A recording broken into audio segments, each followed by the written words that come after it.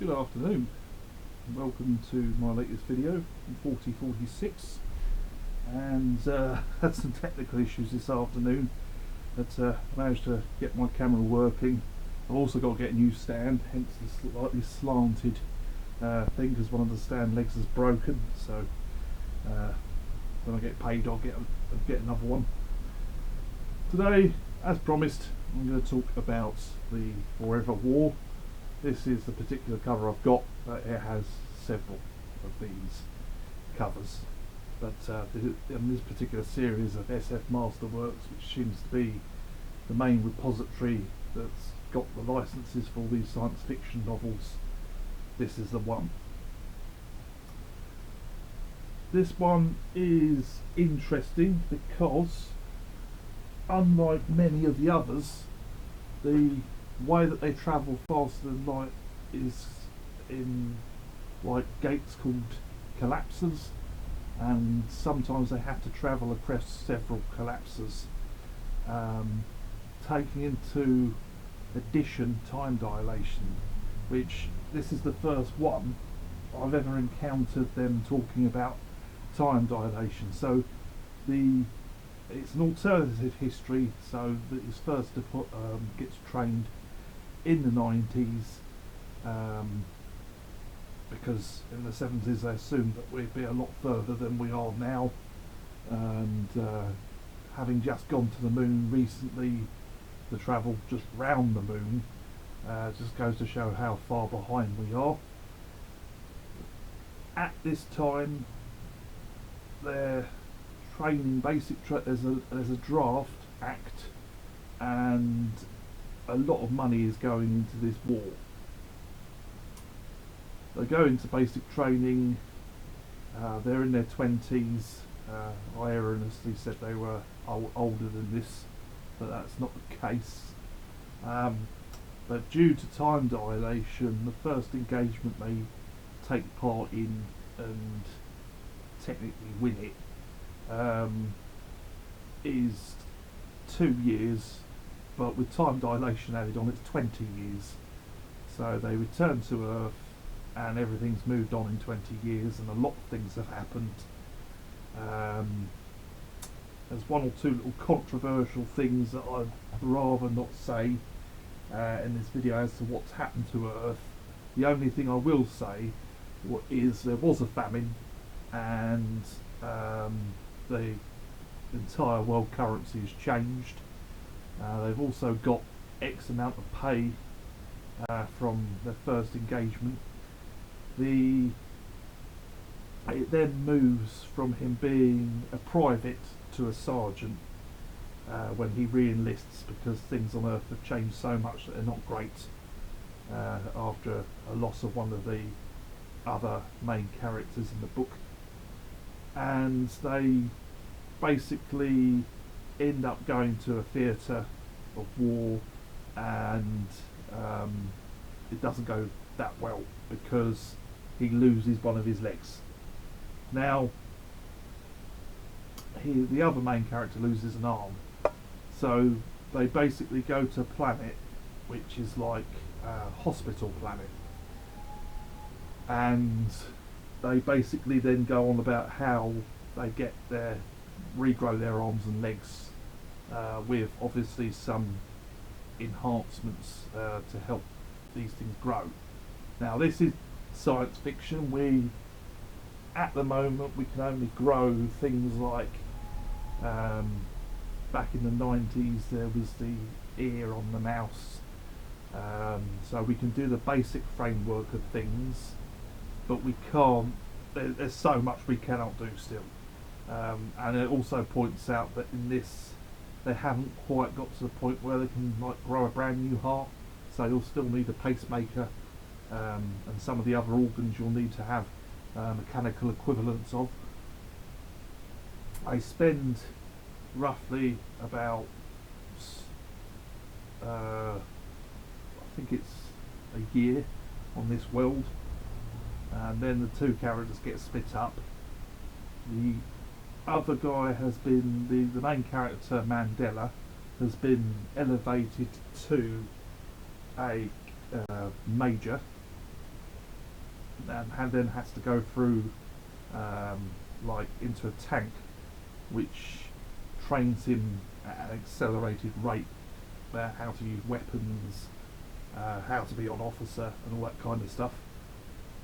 Now, by this time, with time dilation as well, the Earth is about 300 to 400 years on, and the English language has changed so much that he has issues with the new crew, and they have to go to the angelic cloud and basically take the angelic, build a base and stop the enemy. They get out with about 12 people, which isn't that much, and then they come to the space station, the main space station. It takes them 10 months. So by that time, the war had been going on for 1,000 years, and they come back to find out that the war is over and that a lot of things have changed. It would have been more interesting to explore that particular thing, and he may, in the 70s when he wrote it, I think that was a closed story. You could sort of count it as a happy ending, I suppose, in many ways. And on top of that, in 1999 he wrote another one. Now, I've not read the other one yet. I don't know whether I'm going to read it or not. It's quite easy to read, again, like most of the stuff from the 70s is, with the exception of Dune. Dune is a hefty one, but I have read all of Dune, and even some of the precursors to Dune. There's a few titles that they've added to Dune since, which I've missed, because I got to a point where I wasn't reading that much at all, but getting back onto the novel. If you like science fiction, read it, definitely. There is one or two what I call controversial things in this, but nothing particularly bad, but just how the population has evolved and certain stipulations they put into them. For example, they don't have babies in the regular way that we do now.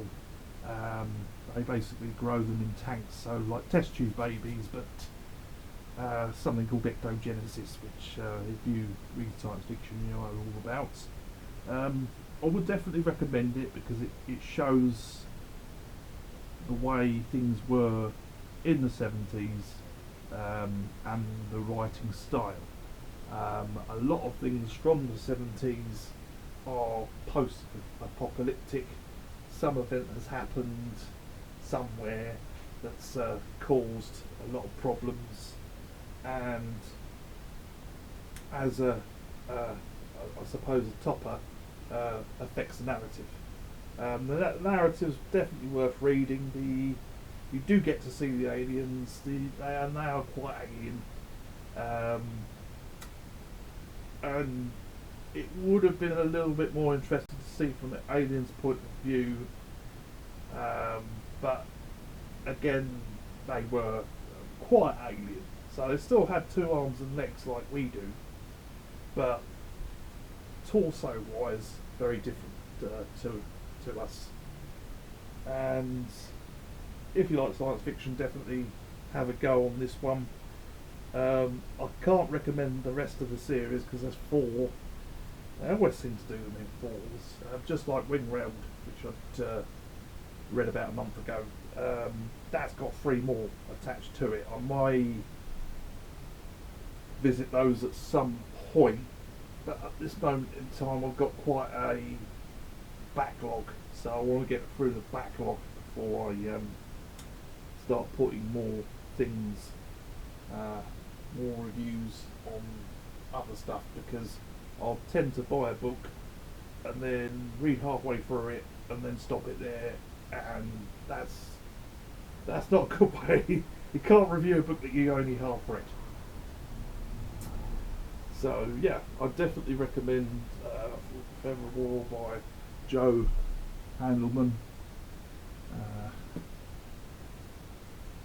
Haldeman even, and yeah, I suspect you can get it on ebooks quite easily, and this is a particular series of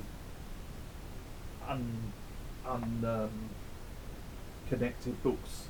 Wow, there has been some really good ones.